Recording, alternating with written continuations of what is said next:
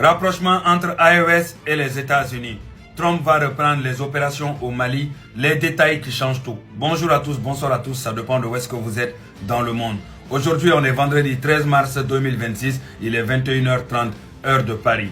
Une information qui tombe et qui pourrait bouleverser la donne au Sahel. Les États-Unis seraient sur le point de tomber d'accord avec les autorités militaires du Mali pour reprendre les opérations de renseignement et de lutte contre les djihadistes dans le pays. Selon les sources concordantes, Donald Trump et les dirigeants de l'Alliance des États du Sahel, AES, Mali, Burkina et le Niger seraient en train de négocier un retour discret mais réel des Américains sur le terrain malien.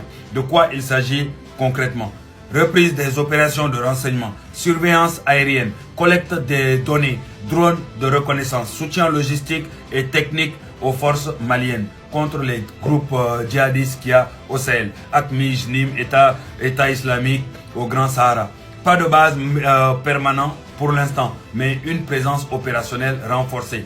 Pourquoi maintenant? L'AES a rompu avec la France et la MINUSMA, mais la menace djihadiste reste très forte. Attaques quotidiennes, villages pris, routes coupées. Les États-Unis voient une opportunité de reprendre pied au Sahel sans la France, affaiblir l'influence russe Wagner Africa Corp et contrer l'expansion chinoise dans la région. Trump, qui a toujours voulu ramener les troupes à la maison, accepte ici un format léger. Pas de milliers de soldats, mais des drones, du renseignement, des conseillers. Le Mali et le Burkina et le Niger ont besoin de ce partenariat. Ils ont perdu une partie de l'aide française et européenne et la Russie ne couvre pas tous les besoins renseignement. Aérienne, satellite, formation avancée, c'est un rapprochement qui se dessine dans l'ombre, mais qui pourrait être officialisé dans les semaines ou mois à venir.